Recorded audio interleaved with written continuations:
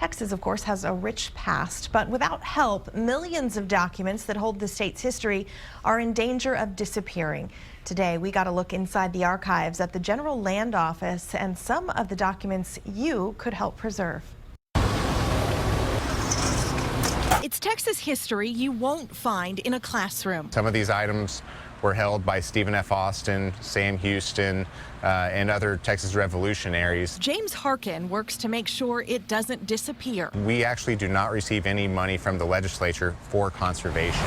The Save Texas History program takes donations to preserve 35 million documents and more than 45,000 maps that don't just tell the story of Texas. This is a book that was on Stephen F. Austin's desk that he would work in regularly as he's settling people into his colony. But also the stories of the people who built it. He signs it as Estevan F. Austin. Stephen F. Austin, he came from the United States, and whenever he got here, he immediately learned Spanish.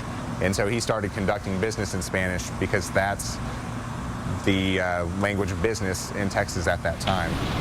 The maps have been archived, but most papers have not. They tell the story of really how Texas went from being a frontier part of Mexico to being a republic and even into statehood. The artifacts here show how Texas has changed, but also stayed the same. The Capitol's still there. The Congress is still the most important street in town. It's not just a piece of Texas history he's trying to save.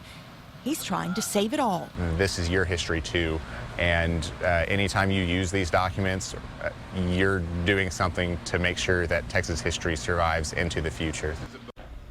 All of those maps have been archived, but as we mentioned, most of the papers haven't.